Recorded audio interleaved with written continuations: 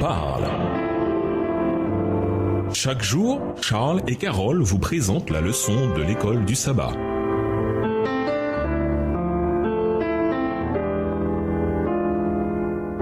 Bienvenue dans votre émission Dieu nous parle. Nous voilà au jeudi 28 janvier. Néhémie. L'histoire de Néhémie survient également à un moment où la nation d'Israël n'existait plus en tant qu'entité politique, mais comme reste éparpillée dans des pays étrangers. Dieu, cependant, comme toujours, serait fidèle à ses promesses d'alliance, même quand le peuple ne parvenait pas à faire sa part. Lisons Néhémie 1. Quel est le contexte de sa prière? En quoi rappelle-t-elle la prière de Daniel dans Daniel 9, les versets 4 à 19? Dans les deux cas, quel est l'enjeu et comment cela se traduit-il dans le drame du grand conflit? Néhémie 1. Parole de Néhémie, fils de Hakalia. Au mois de Kislu, la 20e année, comme j'étais à Suse, dans la capitale. Anani, l'un de mes frères, et quelques hommes arrivèrent de Juda. Je les questionnai au sujet des Juifs réchappés qui étaient restés de la captivité et au sujet de Jérusalem. Et ils me répondirent: ceux qui sont restés de la captivité sont là dans la province, au comble du malheur et de l'opprobre. Les murailles de Jérusalem sont en ruine et ses portes sont consumées par le feu. Lorsque j'entendis ces choses, je m'assis, je pleurai et je fus plusieurs jours dans la désolation.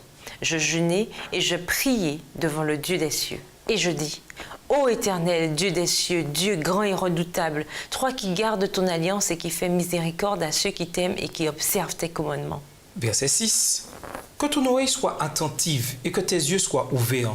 Écoute la prière que ton serviteur t'adresse en ce moment, jour et nuit, pour tes serviteurs, les enfants d'Israël, en confessant les péchés des enfants d'Israël, nos péchés contre toi, car moi et la maison de mon Père, nous avons péché. Nous t'avons offensé et nous n'avons point observé les commandements, les lois et les ordonnances que tu prescrivis à Moïse, ton serviteur. Souviens-toi de cette parole que tu donnas ordre à Moïse, ton serviteur, de prononcer. Lorsque vous pécherez, je vous disperserai parmi les peuples. Mais si vous revenez à moi et si vous observez mes commandements et les mettez en pratique, alors, quand vous seriez exilés à l'extrémité du ciel, de là, je vous rassemblerai et je vous ramènerai dans le lieu que j'ai choisi pour y faire résider mon nom. Ils sont tes serviteurs et ton peuple, que tu as rachetés par ta grande puissance et par ta main forte. Ah Seigneur, que ton oreille soit attentive à la prière de ton serviteur et à la prière de tes serviteurs qui veulent craindre ton nom. Donne aujourd'hui du succès à ton serviteur et fais-lui trouver grâce devant cet homme. J'étais alors et chanson du roi. Par une grâce du roi, Néhémie a la permission de revenir et de reconstruire Jérusalem. À son retour, Néhémie passe les premiers jours simplement à observer. Il essaie d'inspecter la ville de nuit, mais les tas de gravats sont si importants qu'il ne va pas très loin. Néhémie 2, le verset 14. Alors, il inspecte les murailles en passant par l'Oued. Néhémie 2, le verset 15. Lisons Néhémie 2, les versets 16 à 18. D'après vous, comment Néhémie a-t-il convaincu les chefs de se lancer dans un projet qu'ils considéraient comme impossible? Que pourrait enseigner Néhémie à notre Église aujourd'hui? Néhémie 2, les versets 16 à 18. Les magistrats ignoraient où j'étais allé et ce que je faisais. Jusqu'à ce moment, je n'avais rien dit aux Juifs, ni aux sacrificateurs, ni aux grands, ni aux magistrats, ni à aucun de ceux qui s'occupaient des affaires. Je leur dis alors: vous voyez le malheureux état où nous sommes? Jérusalem est détruite et ses portes sont consumées par le feu. Venez, rebâtissons la muraille de Jérusalem et nous ne serons plus dans l'opprobre.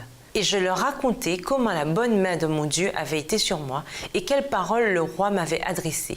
Ils dirent: levons-nous et bâtissons. Et ils se fortifièrent dans cette bonne résolution. Même si Néhémie n'a pas donné d'emblée la raison de sa venue, il y avait des gens qui n'étaient pas contents et qui ont fait tout ce qu'ils ont pu pour empêcher les travaux d'amélioration de Jérusalem. Néhémie 2, les versets 10, 19 et 20. Quand le travail de réparation des murailles a commencé, Néhémie 3, ces fonctionnaires étrangers étaient très fâchés.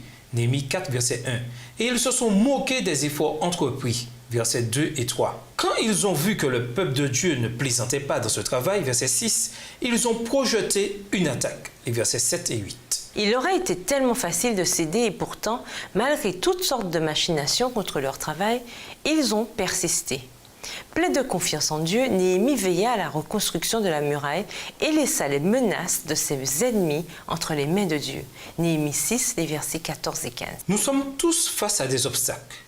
Comment savoir quand céder et quand continuer à avancer? Et nous vous laissons avec cette question du jour. En quoi faisons-nous fausse route quand nous tombons dans le piège d'expliquer le mal? Au revoir. Et à demain si Dieu veut. Dieu nous parle. Chaque jour, Charles et Carole vous présentent la leçon de l'école du sabbat.